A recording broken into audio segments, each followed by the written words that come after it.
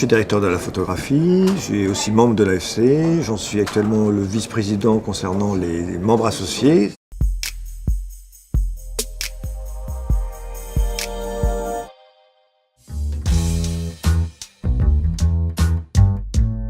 On arrive presque à 20 ans d'amitié, 20 ans de travail et de collaboration. Il a écrit un premier film et on a eu envie de travailler ensemble. C'était en l'occurrence Cécile Cassard, qui est un film qu'on a tourné en 2001 et qui a été en sélection à un certain regard en 2002.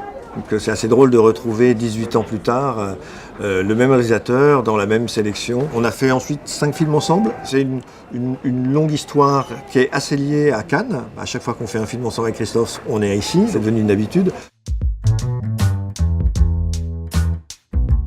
Le support du 35, par sa texture, sa rondeur sur les visages, sa profondeur, son espace de couleur exceptionnellement pur et rassurant, contrairement à certains capteurs numériques qui peuvent être un peu plus flottants, je dirais. C'est des choses qui, pour nous, ont beaucoup de sens et permettent de fabriquer les films avec une vraie sérénité et dans une économie, parfois, qui correspond vraiment au film aussi.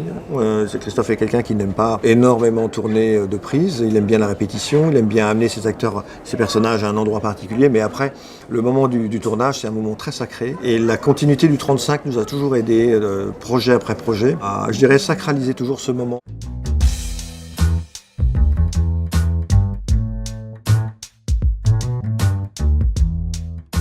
C'est un film doré, c'est un film chaud, un film charnel.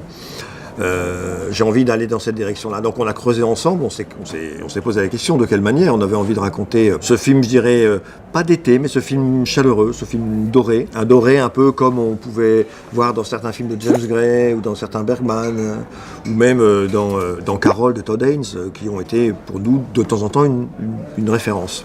Bon, et puis c'est vrai qu'aller faire un film en intérieur nuit, tout froid, on avait envie d'être sur les peaux, sur le charnel. Il est question beaucoup d'amour, du couple. On n'avait pas envie de le traiter en disant voilà, un couple se déchire, donc on va être dans le banal, gris, froid, décontrasté. C'était un tout petit peu redondant. C'est vrai que tous les films qu'on a fait ensemble, mis à part une scène dans Cécile Cassard, ont tous été tournés dans des décors naturels, sur lesquels il y a une intervention décor, évidemment, mais dans des espaces de réalité. Il avait cette angoisse-là, pas être dans le faux, et en même temps, le film, il est toujours un peu décalé, dans une espèce de fausseté. On est dans un conte pour adultes, un film mental, un peu. On hésite entre, est-ce qu'on est dans le vrai, dans la réalité, le rêve, est-ce qu'on est dans l'espérance, est-ce qu'on est dans le cerveau? Et donc, moi, l'idée du studio me semblait une idée qui soit libre quant aux intentions formelles. Il n'y a pas un élément qui n'est pas voulu et fabriqué.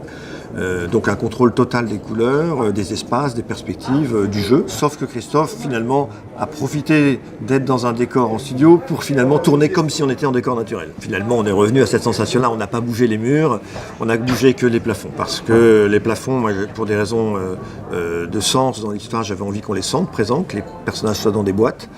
Et donc les plafonds sont assez souvent dans le champ.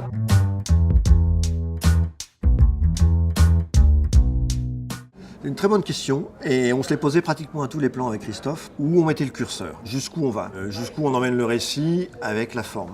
La forme, c'était la lumière, la caméra. Le curseur, on l'a joué avec beaucoup de finesse, j'espère, parce que sinon on serait tombé dans un espace beaucoup plus théâtral et le film n'aurait pas ce charme de la gravité et de la légèreté en même temps. Et je pense que c'est justement parce que l'image a une certaine transparence finalement par rapport au sujet. Mais avec des petits pics de folie, des décalages de lumière de temps en temps assez étranges, des lumières d'extérieur de nuit très brillantes, très sodium, très chaudes, presque trop brûlantes, trop lumineuses. D'autres au contraire très très éteintes lors de certaines rencontres de personnages où on ne les voit pratiquement pas. C'est un jeu sur presque des images fantômes. Voilà, on a joué sur ce curseur-là. Longue vie au film, je pense qu'il va en surprendre beaucoup. Dans le bon sens du terme, il fait une proposition de cinéma que je trouve très originale, absolument pas formatée, et moi ça m'enchante.